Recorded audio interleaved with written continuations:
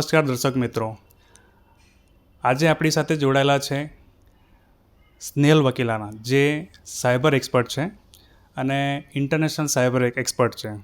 આપણે આજે એમની પાસેથી જાણીશું કે કઈ રીતે એ આ લાઈનમાં આવ્યા, એમને કયા કયા પ્રકારના સંઘર્ષ કર્યા. આપણે સીધી એમની જોડે વાત કરશું. જી, મારું નામ છે ડૉક્ટર સ્નેહલ હેમંત કુમાર વકીલના.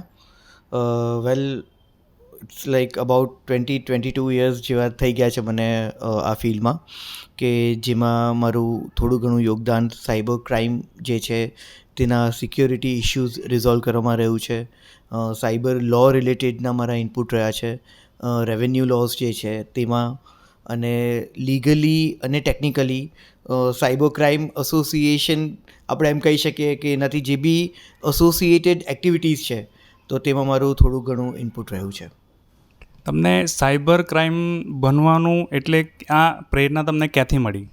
જી, આપણે અગર હું તમને શરૂઆતથી કહું તો it was like it would be in late 90sની કદાચ વાત હશે, કે જ્યારથી ઇન્ટરનેટ જે છે તેનું આપણે એમ કહીએ કે એક ડિસ્કવરી કરવામાં આવી હતી અને લોકો ખૂબ જ એક્સાઇટેડ હતા ઇન્ટરનેટ રિલેટેડ નવા ઇનપુટ્સ માટે. વેલ, તે સમય પર પણ, એટલે એ સમયમાં પણ એવા ક્રાઇમ્સ થતા હતા કે જે લોકોને ખબર જ નહીં હતી કે એમની સાથે ક્રાઇમ થાય છે. હું એકચ્યુઅલી નાનપણથી જ I was a very tech savvy person. ઘણા બધા ગેમ્સ હોય, વિડીયો ગેમ્સ છે, ટેકનોલોજીકલ ઇનોવેશન એ મને મારા ફાધરથી બિલકુલ આપણે એમ કહી શકીએ કે વિરાસતમાં મળી છે. મારા ફાધર પણ બહુ પહેલેથી જ, શ્રી હેમંત કુમાર હસમુખલાલ વકીલના, એ પણ બહુ પહેલેથી જ આપણે એમ કહીએ કે ટેકનોલોજીકલ કંઈ બી નવા ઇનપુટ આવે, ગેજેટ્સ આવે, he would be very excited in it. એવી રીતના જ જ્યારથી ઇન્ટરનેટ આવ્યું ત્યારથી જ મારું ઇનપુટ રહ્યું છે ઇન્ટરનેટ રિલેટેડ કંઈ ને કંઈ ઇશ્યુઝમાં. ઇવન મારા ફ્રેન્ડ્સ હોય, મારા ગ્રુપ્સ હોય, તેમાં પણ જ્યારે કોઈને કોઈ પણ ઇશ્યુઝ આવતા હતા ટેકનિકલી, એ ટાઈમ પર નાના ઇશ્યુઝ હતા. હવે જેટલા ગંભીર ગુનાઓ નથી થતા, બટ એ ટાઈમ પર બી લોટરી ફ્રોડ્સ છે, આ છે તે છે, એવા ઘણા બધા ક્રાઇમ્સ થતા હતા. પ્રોફાઇલની ચોરી કરવામાં આવતા હતા, આઈડેન્ટિટી થેફ્ટ જેવા ઇશ્યુઝ થતા હતા. તો એ ટાઈમ પર પણ મારું ઇનપુટ રહેતું હતું. ત્યારબાદ જ્યારે મેં મારું લો પરસ્યુ કર્યું ત્યારે it was very essential, because I was very much aware કે આવા સાયબર ક્રાઇમ્સ જ્યારે થાય છે તો there should be an appropriate law which should govern such kind of criminal activities. તો એ ટાઈમમાં જેવું મારું લો કમ્પ્લીટ થયું, આઈ હેડ બીન ટુ પુણે. ત્યાંથી મેં મારું સાયબર ક્રાઇમ ઇન્વેસ્ટિગેશન અને મારા સાયબર લોઝની જે ડિગ્રી છે, સ્પેશિયલાઇઝેશન છે, તે એડ ઓન કર્યું હતું. આપણું ઇન્ડિયન ઇન્ફોર્મેશન ટેકનોલોજી એક્ટ, એટલે કે જે આઈટી એક્ટ છે, તે આઈ ગેસ 2000થી એક્ટિવ થયું છે. બટ મારી ટેકનોલોજી સાથેની જે લેનદેન છે એ તો એનાથી પણ પહેલાંની છે. It has been late 90s કે જ્યારથી મારું ઇન્વોલ્વમેન્ટ રહ્યું છે સાયબર ક્રાઇમ, કે આપણે એમ કહી શકીએ કે ઇન્ટરનેટના ઇનોવેશન જ્યારથી થયું છે ત્યારથી કોઈક ને કોઈક રીતના, being a very tech savvy person, આની સાથે હું એસોસિએટેડ રહ્યો છું. અને સિક્યોરિટી ઇશ્યુઝ હોય કે કંઈ ને કંઈ સાયબર ક્રાઇમની એક્ટિવિટીઝ હોય, એમાં નાનું મોટું મારું ઇનપુટ રહ્યું છે. સાયબર એક્સપર્ટનું આ સ્ટડી કરવા માટે શાની જરૂર પડે? કયા આપણે એની અંદર કયા કેવી રીતે ચેલેન્જો તમને જોવા મળે? જી, સાયબર એક્સપર્ટ માટે તમારું ડિટેલ અધ્યયન જોઈએ. જે બી સાયબર ક્રાઇમના અલગ આપણે એમ કહી શકીએ કે એમાં ઘણા બધા ડિફરન્ટ પેરાફેરી આપણે કહી શકીએ છીએ. બિકોઝ સાયબર ક્રાઇમ ઇન્વેસ્ટિગેશન, લોકોને કદાચ એવું લાગતું હશે કે it is just a thing કે ભાઈ તમે ઇન્ટરનેટથી કંઈ ડાઉનલોડ કરી દીધું, તમે કોઈ એપ્લિકેશન કરી દીધી, તમે કોઈને ટ્રેક કર્યું, તમે કોઈ લોકેશન ટ્રેકર મૂકી દીધું, સામેવાળાએ એની પર ક્લિક કરી and you are able to track that person. No. આ વસ્તુ ઘણું ડિટેલમાં અધ્યયન માંગે છે. કારણ કે અત્યારે આપણી જે લો એન્ફોર્સમેન્ટ એજન્સીઝ છે, આપણા જે સાયબર ક્રાઇમના ઇશ્યુઝ આપણે જોઈ રહ્યા છે, ઇટ ઇઝ સમથિંગ લાઈક કે આ વસ્તુ અહીંયા ખતમ નથી થતી. ઇટ ઇઝ વેરી ઇમ્પોર્ટન્ટ કે જ્યારે તમે કોઈ બી ક્રાઇમનું ઇન્વેસ્ટિગેશન કરતા હો, કોઈ બી સિક્યોરિટી ઇશ્યુઝ રિઝોલ્વ કરતા હો, અને ક્યારે બી એ વસ્તુ ચેલેન્જ થાય છે ઇન કોર્ટ ઓફ લો, તો તમે એને અપ્રોપ્રિએટલી લીગલી એને આપણે એમ કહી શકીએ કે એ એડમિસિબલ કરાવી શકો in the court of law. It is the main and the most important thing of investigation. એટલે જ્યારે બી કોઈ ઇન્વેસ્ટિગેશન થતું હોય, તમે ડિટેલમાં એનું ડોક્યુમેન્ટેશન કરો, તમે એમાં નેસેસરી કેર રાખો. જ્યારે સાયબર ફોરેન્સિકના ઇશ્યુઝની વાત હોય કે જ્યારે કોઈ ગેજેટ સીઝ કરવામાં આવતું હોય છે, કોઈ ડિવાઇસીસ જે છે તે કોન્ફિસ્કેટ કરવામાં આવતા હોય છે, તો ત્યારે એના તમે પ્રોપર હેશ લો. એનું એક પ્રોસિજર હોય છે કે જેનાથી તમે તબક્કા વાઇઝ એને એક ડિસ્ટિંક્ટિવલી તમે મૂકી શકો, અને એની સાથે અગર કંઈ બી છેડખાની થતી હોય છે તો તમારી જે હેશ વેલ્યુ જ્યારે તમે એને કોન્ફિસ્કેટ કરો છો ત્યારે તમે જે લઉં છો તે ચેન્જ થઈ જશે. એટલે ઇટ ઇઝ વેરી ઇમ્પોર્ટન્ટ કે તમે ડિટેલમાં એનું અધ્યયન કરો અને પછી તમે ઇન્વેસ્ટિગેટિવ જે એજન્સીઝ છે તેમને અસિસ્ટ કરો, અને ધીરે ધીરે તમે એ કોન્ફિડન્સ ડેવલપ કરો કે તમે જાતે as a cyber crime investigator yeah cyber security expert તમારી સર્વિસીસ સોસાયટીને અર્પણ કરી શકો છો. કયા કયા પ્રકારના સાયબર ક્રાઇમના કેસો જોવા મળતા હોય છે? સર, અત્યાર લગીન તો આપણે એમ જોવા જઈએ તો there has been like more than 24 years of Indian information technology act, કે જે સાયબર ક્રાઇમ રિલેટેડના જે ગુનાઓ છે તેના માટેનું સંક્ષિપ્ત જે બેઝ એક્ટ છે, that is our IT act. Practically અત્યારે એટલા બધા ગુનાઓ થાય છે કે ઘણી બધી ફેરી તો હું એવું માનું છું કે લોકોને એ ખબર જ નથી હોતી કે એમની સાથે દે આર વિક્ટિમાઇઝ. પ્રેક્ટિકલી જ્યારે બી હું કોઈ ડેટાઝ જોઉં છું કે સો એન્ડ સો ડેટા આવ્યા છે કે આટલા ગુના વધી ગયા છે, ત્યારે જેન્યુઅનલી મને એની પર હસવું આવે છે, કારણ કે હું એને અલગ રીતે જોઉં છું. અકોર્ડિંગ ટુ મી એ લોકોને ખબર પડી કે એમની સાથે ક્રાઇમ થયું છે ને એમણે એને રિપોર્ટ કર્યા, તો એ ડેટા તમે જોઈ શકો છો. પ્રેક્ટિકલી આપણે બધા જ ઇક્વલી વલ્નરેબલ છે સાયબર ક્રાઇમ એટેક્સ ઉપર, અને કશે ને કશે અત્યારે આપણે બધા જ સ્માર્ટફોન યુઝ કરીએ છીએ. So there are an number of crime. See, અગર સાયબર ક્રાઇમ્સની આપણે વાત કરીએ તો રાઇટ ફ્રોમ આઈડેન્ટિટી થેફ્ટ, અગર મેં તમારો ફોન પૂછ્યા વગર તમારી પાસે પહેલાં તો લઈ લીધો અને ખાલી જોયો, જેને આપણે અનઓથોરાઇઝ એક્સેસ કહીએ છીએ, તો એ પણ એક પ્રકારનું સાયબર ક્રાઇમ થઈ ગયું. ઇન્ડિયન આઈટી એક્ટના હિસાબથી સેક્શન 43 રીડ વિથ સેક્શન 66 એ તમને લાયેબલ કરે છે અપ ટુ 3 year ઇમ્પ્રિઝનમેન્ટ અને ફાઇન, અગર હું તમારા પૂછ્યા વગર તમારા ફોનને ખાલી એક્સેસ કરું છું. એટલે આવા તો ઘણા બધા ક્રાઇમ છે, right from unauthorised access. Similarly identity theft, કે જેમાં તમે કોઈ બીજાની આઈડેન્ટિટી યુઝ કરો છો ડિજિટલી, અને એની આઈડેન્ટિટી યુઝ કરીને તમે કોઈ બી એક્ટિવિટી કરો છો. આ ઉપરાંત સાયબર સ્ટોકિંગ, કે જેમાં તમે ડિજિટલી કોઈનો પીછો કરો છો, તે પણ એક પ્રકારનું સાયબર ક્રાઇમ છે. આ ઉપરાંત એઆઈના ઇનોવેશન બાદ તો there are lots and lots of AI crimes. Similarly અગર આપણે વાત કરીએ તો એવા ઘણા બધા ક્રાઇમ્સ છે કે જે આપણે ફાઇનાન્શિયલ ફ્રોડ તરીકે જોઈ શકીએ છીએ, કે જેમાં તમે સ્પૂફ લિંક્સ, સ્પૂફ પેજ, એના બેઝિસ ઉપર તમે ફિશિંગ એટેક્સ કરો છો, વિશિંગ એટેક્સ કરો છો. સિમિલરલી સોશિયલ એન્જિનિયરિંગની બધી ટેક્ટિક્સ યુઝ કરીને તમે યુઝર પાસેથી જ એની ઇન્ફોર્મેશન લો છો. સો આ બધી જે એક્ટિવિટીઝ છે એ બધી અત્યારે કેટેગરાઇઝ થાય છે under the heading of cyber crimes. આ ઉપરાંત ધેર આર કોલ સ્પૂફિંગ, કે જેમાં હું તમારો જે ફોન છે તેનો નંબર, એટલે કે તમારો કોલર આઈડી યુઝ કરીને કોઈ બીજાને કોલ કરું છું અને તમારા બિહાફમાં ક્રાઇમ કરું છું. That is also a very prevailing cyber crime act આપણે અત્યારે ન્યૂઝપેપરમાં પણ જોઈ રહ્યા છે. અને એઆઈના ઇનોવેશન પછી તો ડીપ ફેકથી લઈને એટલા બધા એક્ટ્સ છે કે જેમાં તમે જૂના જ જે સાયબર ક્રાઇમ થતા હતા બિફોર ધ ઇમ્પ્લિમેન્ટેશન, કે આપણે એમ કહીએ કે discovery of AI modus operandi, એ જ વસ્તુને મેન્યુપ્યુલેટ કરીને એઆઈનું હેલ્પ લઈને તમે ઘણા બધા ક્રાઇમ કરો છો. અત્યારે ક્રિપ્ટોકરન્સી અને બિટકોઇન તે પણ વેરી એક્ટિવલી આપણે લોકો એમાં ઇન્વેસ્ટ કરતા થઈ ગયા છે અલગ અલગ ક્રિપ્ટો એસેટ્સમાં. તો તેના લગતા પણ ઘણા બધા અલગ અલગ સાયબર ક્રાઇમ્સ થઈ રહ્યા છે. સો અત્યારે આ બહુ લાંબો વસ્તુ થઈ જાય છે, but there are so many different cyber crimes, અને તમે પહેલાં તો એને ડિસ્કવર કરો અને પછી તમે એની અંદર તમારો ઇનપુટ આપો. That is very essential. Cyber ક્રાઇમને ઓછું કરવા માટે શું કરવું જરૂરી છે? સર, સાયબર ક્રાઇમને ઓછું કરવા માટે તો ઇટ ઇઝ ઇમ્પોર્ટન્ટ કે સૌથી પહેલાં તો ધ મેઇન ટૂલ અગર આપણે જોઈએ તો ધેટ ઇઝ અવેરનેસ. જ્યારે તમે અવેર થાવ છો કે તમારી સાથે કોઈ ક્રાઇમ થયું છે કે થઈ શકે છે, તો તમને ઇન્ટરેસ્ટ આવે છે એ જાણવા માટે કે કયા કયા ટાઈપના સાયબર ક્રાઇમ થઈ શકે છે. અત્યારે કેવા પ્રવલિત આપણે એમ કહીએ કે સાયબર ક્રાઇમ છે સોસાયટીમાં અને કેવી રીતના એ થાય છે. સિમિલરલી તમે તમારા ગેજેટને, અત્યારે સ્માર્ટફોન ઉપર આપણે બધા ડિપેન્ડન્ટ છે, so it is very important કે તમારું સ્માર્ટફોન જે છે તેને સિક્યોર તમે રાખો.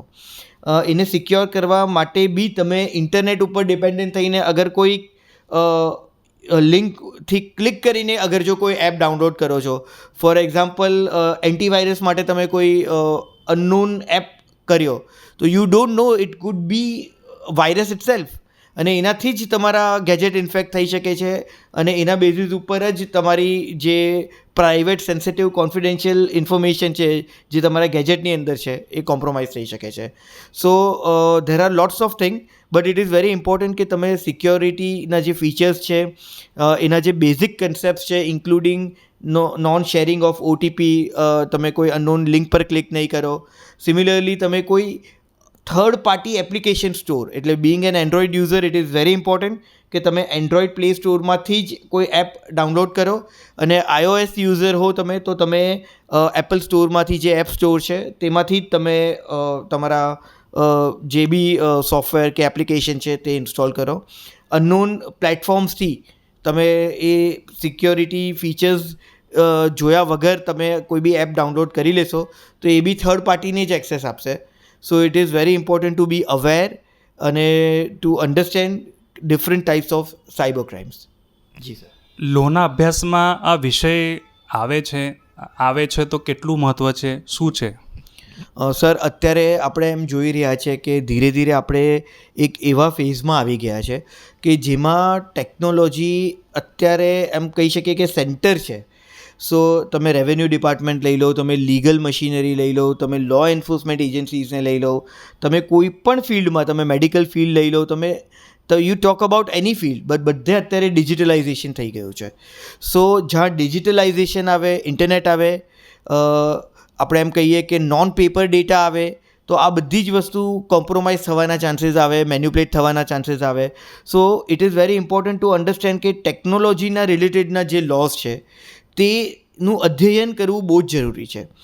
અત્યારે ઘણી બધી એવી કોલેજીસ છે, હું બિલકુલ અહીંયા નામ દેવા નથી માંગતો, જેમાં હજુ બી Indian information technology act which is the base of cyber laws એ એઝ અ સબ્જેક્ટ નથી ભણાવવામાં આવતું. અત્યારે ઘણી બધી યુનિવર્સિટીઝ છે કે જેમાં એઝ અ સબ્જેક્ટ એને બહુ સારી રીતના ઇન્ક્લુડ કરવામાં આવે છે, બિકોઝ કે along with other traditional laws તમે it is very important to add IT act. અને હવે તો આપણે એમ કહી શકીએ છીએ કે એવિડન્સ બી જે છે તે બી ડિજિટલ ફોર્મમાં તમને મળે છે. જ્યારે તમે કંઈ કોન્ફિસ્કેટ કરો છો, કંઈ પુરાવો તમે મૂકવા માંગો છો, એ બી ડિજિટલાઇઝ છે. સો આપણું હવે જે લીગલ ઇન્ફ્રાસ્ટ્રક્ચર છે એ totally it is dependent on digital thing. So digital એવિડન્સની અગર આપણે વાત કરીએ તો પણ ઇટ ઇઝ સો ઇમ્પોર્ટન્ટ કે એ જરૂરી થઈ ગયું છે કે તમે IT એક્ટ અને જે બી બીજા બેઝ છે ઓફ સાયબર, આપણે એમ કહી શકીએ કે lose, it could B after the implementation of IT act, આપણું જે એવિડન્સ એક્ટ છે જે હવે બિલકુલથી નવા રૂપમાં આપણી સમક્ષ આવી ગયું છે તે પણ, અને બેન્કર્સ બુક એવિડન્સ એક્ટ છે, reserve bank of India act છે, અને ઘણા બધા નાના મોટા કાયદાઓ છે કે જેમાં નાના મોટા ચેન્જીસ આવ્યા છે in order to include the technology development in the legal framework. જી. હવે એક સવાલ, સારા સાયબર લોયર અને સારા સાયબર સિક્યુરિટી એક્સપર્ટ બનવા માટે શાની જરૂર પડે?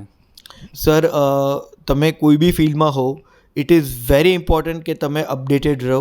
તમે તમારા પેરિફેરીમાં જે બી નવા ઇનોવેશન, અપડેશન થતા હોય તેની જાણકારી રાખો. લોયર બનવા માટે કે સારા સાયબર લોયર કે સાયબર સિક્યોરિટી એક્સપર્ટ બનવા માટેના જે ક્વોલિફિકેશન છે એ તો તમે લઈ લીધા, પણ તમારી જે ફાઇટ છે તે અહીંયા પૂરી નથી થતી. It needs a constant state of updation. Every time you need to be updated with the latest modus operandi, અલગ અલગ ક્રાઇમ્સની, અલગ અલગ ટેકનોલોજીકલ ઇનોવેશનની કે જે યુઝ થઈ શકે છે કે યુઝ થતી હોય છે. તમે એનું સોલ્યુશન કેવી રીતના લાવી શકો છો, તમે ટેકનોલોજીકલ જે એડવાન્સમેન્ટ છે તેને પણ કેવી રીતના યુઝ કરી શકો છો અગેન્સ્ટ ક્રિમિનલ, અને લો એન્ફોર્સમેન્ટ એજન્સીઝને પણ તમે કેવી રીતના તમારું ઇનપુટ આપી શકો છો, being a proper citizen of India તમે એમને કેવી રીતના હેલ્પફુલ થઈ શકો છો કેસીસની અંદર ઇનપુટ આપવા માટે. કારણ કે અત્યારે એક એવો ફેઝ આવી ગયો છે સર કે કશે બી તમે એવું નહીં માની શકો કે હું આ જ ફિલ્ડનો છું. મેડિકલના લોકો બી ડિજિટલી અત્યારે એકબીજા સાથે કનેક્ટેડ છે. They are also equally vulnerable for cyber attack.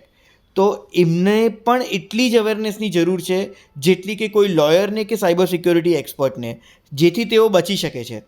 અત્યારે કેટલા બધા એવા મેડિકલ ડિવાઇસીસ ઉપરના એટેક્સ થાય છે, એના જે ડેટા છે તે કોમ્પ્રોમાઇઝ થાય છે, જે અત્યારે પ્રાઇવેટ સેન્સિટિવ અને મોસ્ટ કોન્ફિડેન્શિયલ ડેટા કહી શકીએ આપણે, જે તમારા મેડિકલ ઇનપુટ્સ છે.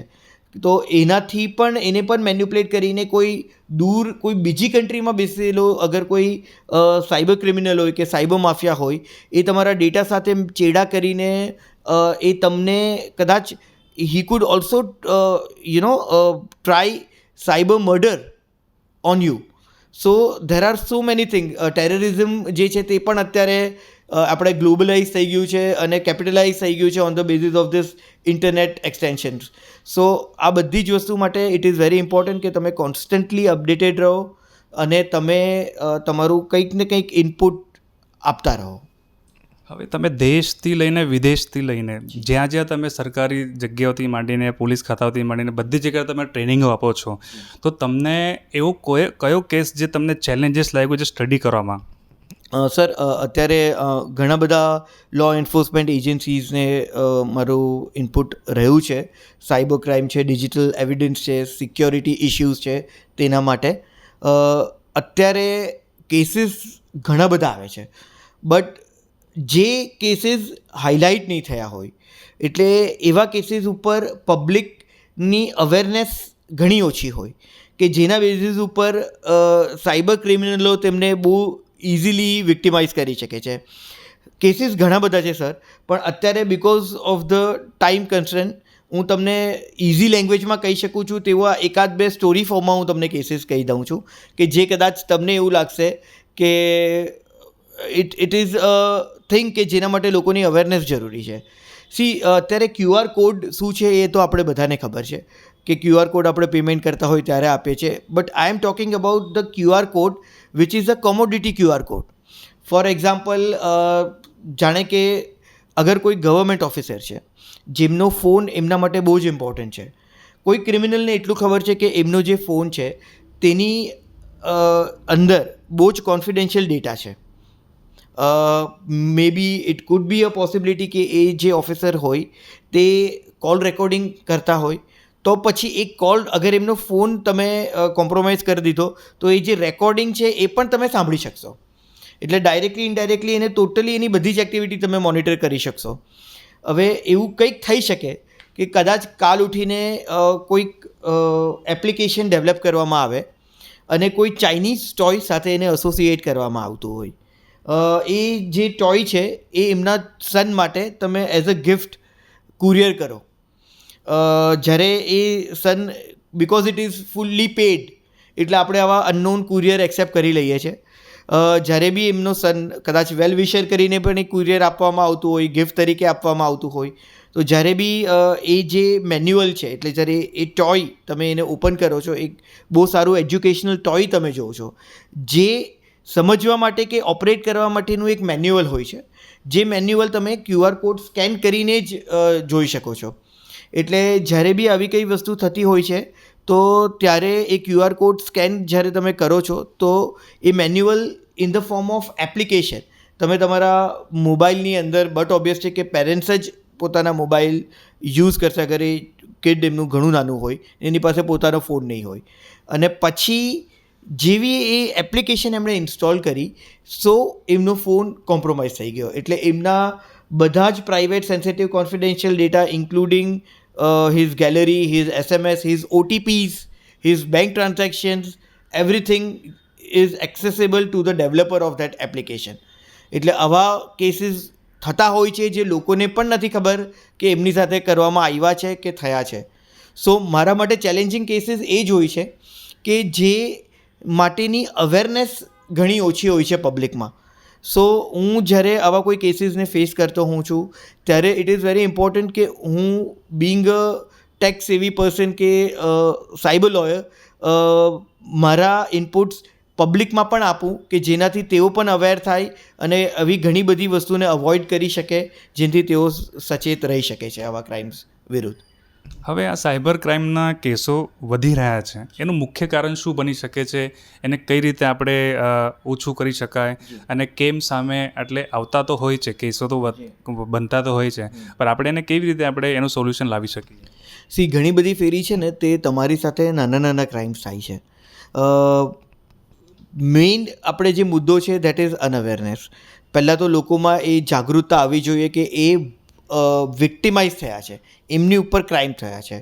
પછી અગર કોઈ બહુ નોમિનલ ક્રાઇમ બી થયું હોય તો તેઓ એમને લેટ ગો કરી દે છે, એમને જવા દે છે. સો આ વસ્તુ નહીં હોવી જોઈએ. જ્યારે બી તમારી સાથે કોઈ બી ક્રાઇમ થાય, be very well aware and alert કે તમે એને રિપોર્ટ કરો. જ્યારે હવે તો we have our cyber crime cells. એક જમાનામાં તો આપણી પાસે સાયબર સેલ્સ પણ નહીં હતા. તો અત્યારે આટલી બધી ફેસિલિટીઝ તમને હેલ્પફુલ થવા માટે ગવર્મેન્ટ જ્યારે તમને આપતી હોય છે, આટલી એફિશિયન્ટ મશીનરીઝ આપતી હોય છે, તો ઇટ ઇઝ વેરી ઇમ્પોર્ટન્ટ કે તમે જે બી કોઈ ક્રાઇમ થયું હોય એ તમે ઇન્ફોર્મ કરો. Secondly it is very important કે તમે સમજો કે કેવા કેવા ક્રાઇમ્સ થાય છે. જ્યારે બી કોઈ લિંક આવી જતી હોય છે અને લોકો એની પર ક્લિક કરે છે તો it could be the possibility કે લિંક સ્પૂફ છે કાં તો એ મેન્યુપ્યુલેટેડ લિંક છે. બેઝિક લેવલનું અવેરનેસ ઇઝ ઇમ્પોર્ટન્ટ. તમે સાયબર ક્રાઇમના સેમિનાર્સ અટેન્ડ કરો, એના શોઝ જુઓ, એના શોઝને પ્રમોટ કરો અને તમે જાતે બી તમારા ગેજેટને સુરક્ષિત રાખો. અને સૌથી ઇમ્પોર્ટન્ટ વસ્તુ છે કે તમારા ફોનમાં એક legitimate anti malware application which is a license version એ તમે ઇન્સ્ટોલ કરો. લાઇસન્સ વર્ઝન એટલે કે કાલ ઉઠીને તમે કોઈક એવી ઇસ્યુ થયું તો you have a backing of that company. Similarly banking fraud માટે ઇટ ઇઝ વેરી ઇમ્પોર્ટન્ટ. અત્યારે તમારો ફોન એ જ તમારી તિજોરીની ચાવી છે, કારણ કે સ્માર્ટફોન આપણે બધા યુઝ કરીએ છીએ. અત્યારે ઇટ ઇઝ વેરી ઇમ્પોર્ટન્ટ કે સૌથી પ્રથમ વસ્તુ તો એ છે કે આપણે 2 સ્ટેપ વેરિફિકેશન હરેક આપણા ટ્રાન્ઝેક્શન્સમાં પણ તો યુઝ કરીએ જ, બટ આપણા સોશિયલ મીડિયા અકાઉન્ટ્સમાં પણ ઇટ ઇઝ ઇમ્પોર્ટન્ટ કે આપણે મિનિમમ 2 સ્ટેપ વેરિફિકેશન યુઝ કરીએ. આમાં લોકોને એવું લાગે છે કે 2 સ્ટેપ વેરિફિકેશન આવી ગયું એટલે we are safe, but it is not that. તમે તમારા ફોનનો અગર એક્સેસ તમારા ટેક્સ્ટ મેસેજનો કે તમારા વોટ્સએપનો કે તમારા કોઈ બી મેસેન્જરનો એક્સેસ કોઈ થર્ડ પર્સન પાસે છે, તો જ્યારે એના કોડ્સ આવતા હોય છે તો પેરેલલી એ પોતાના ગેજેટમાં પણ એને જોઈ શકે છે. So it is so challenging કે ટુ સ્ટેપ ફેક્ટર ઓથેન્ટિકેશનની સાથે સાથે તમારું જે ગેજેટ છે એને પણ ઇક્વલી સિક્યોર રાખો કે જેનાથી એનું એક્સેસ ખાલી તમારા પૂરતું છે.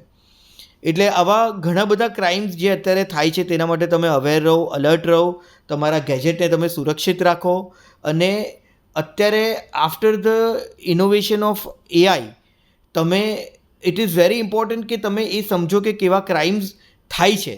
ઘણી બધી ફેરી તમારા કોઈ સ્વજનનો ફોન તમારી પર આવતો હોય અને તમે એના વોઇસને સાંભળીને તમને અગર એવું લાગે કે આ એ જ છે તો that is not the case. તમે વેરીફાઈ કરો. ઘણી બધા એવા કેસીસ હોય છે, ડીપ ફેક વિડીયોઝ જે છે, ફેક ન્યૂઝ છે, આ બધી જ વસ્તુ અત્યારે એટલી બધી રીતના પ્રિવેલિંગ છે કે આ વસ્તુને નિયંત્રણ કરવી ખૂબ જ જરૂરી છે. અને એના માટે તમે કોઈની ઉપર ડિપેન્ડન્ટ નહીં રહી શકશો. એના માટે તમને જ અવેર થવાની જરૂર છે, લિટરેટ થવાની જરૂર છે અને તમારા ગેજેટને અને હરેક વસ્તુને સુરક્ષિત રાખવાની જિમ્મેદારી તમારી જ છે.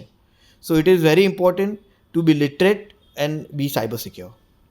હવે તમારું એક્સપિરિયન્સની વાત કરીએ તો તમે કઈ કઈ જગ્યા પર તમે ટ્રેનિંગ આપી ચૂક્યા છો, દેશ વિદેશમાં, ત્યાં કઈ કઈ રીતનું તમને એવોર્ડ મળ્યા છે, કેવી રીતે તમારું ત્યાં અનુભવ રહ્યું છે?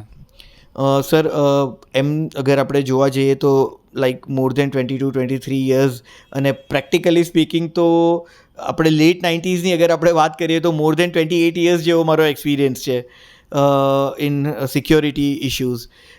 સી અત્યારે મારી નાની મોટી જે કેપેબિલિટીઝ છે તેના હિસાબથી હું હંમેશા ટ્રાય કરતો હોઉં છું કે અલગ અલગ લો એન્ફોર્સમેન્ટ એજન્સીઝ છે, જે it could be the revenue department, it could બી આપણે એમ કહી શકીએ કે જ્યુડિશિયલ ઓફિસર્સ હોય જેમને હું લીગલ ટ્રેનિંગ આપી શકું.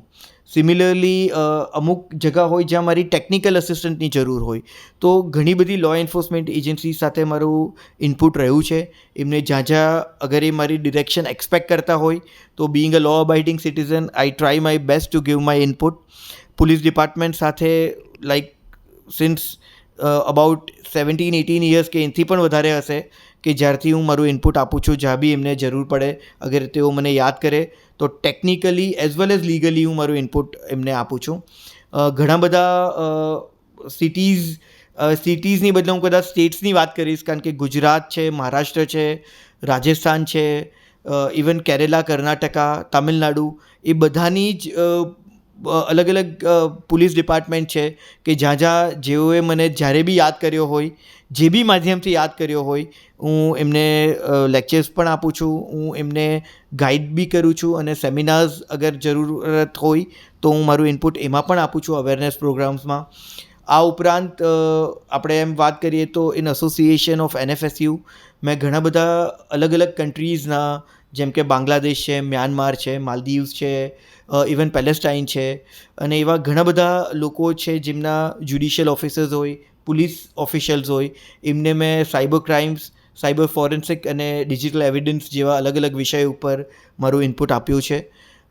આ ઉપરાંત એવા ઘણા બધા યુનિવર્સિટીઝ હશે, ઘણી બધી સ્કૂલ્સ છે, કોલેજીસ છે કે જેમાં મેં મારું ઇનપુટ આપ્યું છે. અને હું એવું માનું છું કે અત્યારે સોસાયટીમાં જ્યારે આપણે બધા જ ઇક્વલી વનરેબલ છે સાયબર એટેક્સથી, તો તમે તમારું અગર કંઈક થોડું ઘણું તમારું નોલેજ હોય છે, જેને તમે અપડેટેડ રાખ્યું હોય, તો તમે બિલકુલથી પ્રેસના માધ્યમથી, તમે ઇવન ટેલિવિઝન ચેનલ્સના માધ્યમથી પણ એનું ઇનપુટ આપો કે જેથી લોકો વધુને વધુ અવેર થઈ શકે, જેનાથી તેઓ ચેતી શકે અત્યારના જે સાયબર એટેક્સ થતા હોય છે તેનાથી.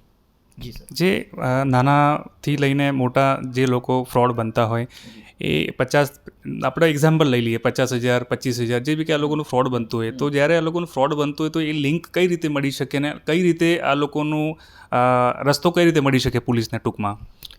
સર, પ્રેક્ટિકલી આનો આન્સર તમને બેસ્ટ તો ઇન્વેસ્ટિગેટિવ એજન્સીઝ જે છે તે આપશે, પણ મારા નોલેજના હિસાબથી હું જે તમારો ક્વેશ્ચન છે તેનું જવાબ આપવાનું ટ્રાય કરું છું કે ઇટ ઇઝ ધ થિંગ કે જ્યારે બી આવા કોઈ ક્રાઇમ થાય ત્યારે ઇટ ઇઝ વેરી ઇમ્પોર્ટન્ટ કે થતા હોય છે બેંકના માધ્યમથી.